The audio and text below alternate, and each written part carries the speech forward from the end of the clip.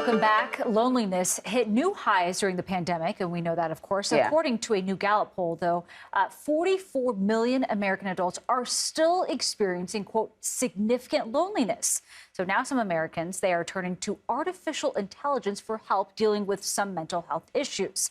A lot to talk about on this, and joining us here in Studio 57 is psychotherapist Dr. Robi Ludwig. Dr. Ludwig, thank you so much for joining us this morning. Thank you for having me. So let's talk a little bit about loneliness to begin with. It can be incredibly devastating to mental and physical health. Absolutely. It can cause depression, increased anxiety, low self-esteem, and it's almost a silent disorder when you really think about it.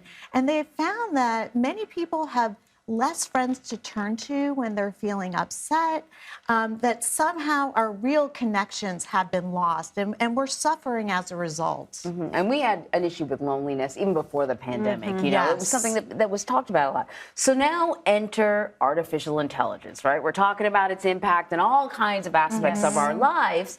And we've seen I think the lower level version of what AI can do. But now AI has sort of expanded dramatically. Right. And one of the things that it can do is at least appear to have a conversation with us. And so the question is, can something like that substitute a personal connection? Or is it the kind of thing that will encourage people who are alone to stay more alone?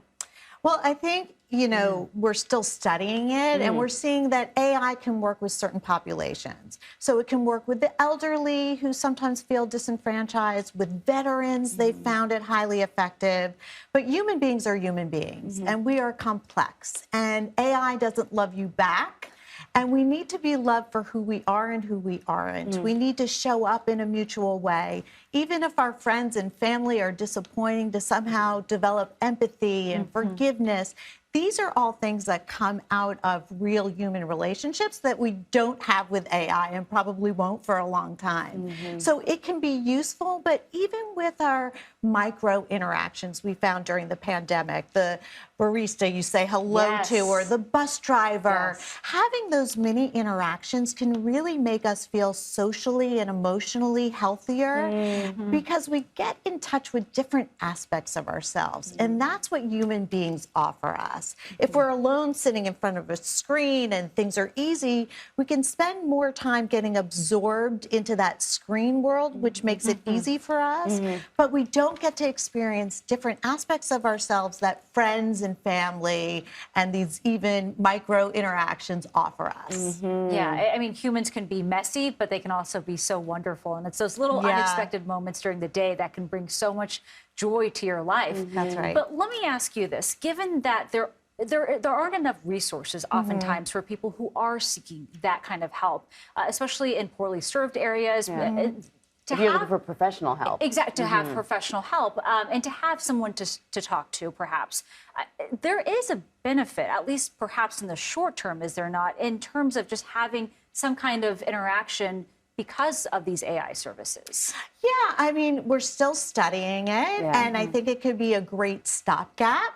But really what makes therapy work is the transference a patient has to a real life person and recreating some of the patterns that they have in their lives that need to be corrected. Of course, it could be really interesting as an interim to get real life treatment. But I think the goal is to see AI as an assistant.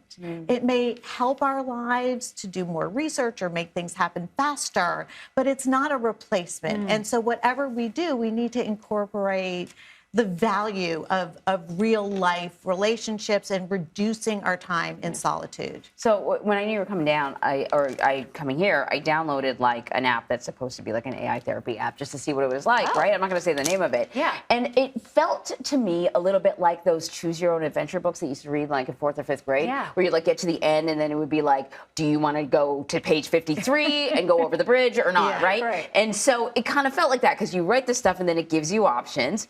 Also, in this case, it's me reading it. So it's my voice that's the therapist and also the client or the patient.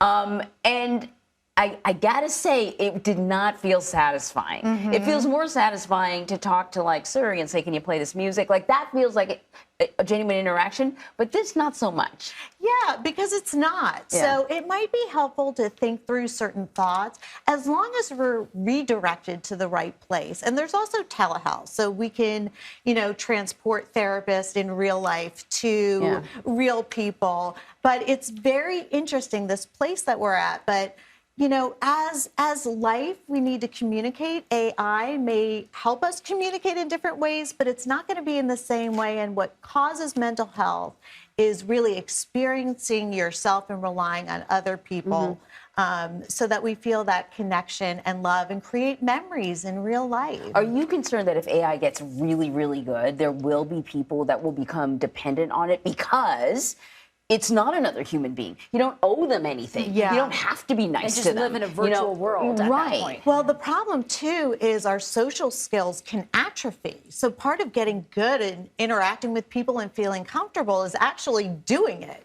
So when we look at teens, they're having less social time and more isolated time. So I think we're going to need to approach it where this is an aspect that can help us in life, but really we need to make connections to a community, to feel that we have a home, to feel that we matter to people. And I don't think AI is going to get there for a very long time. I agree. Dr. Robi, Ludwig, it's great having you here. Thank you very much. Thank you so much.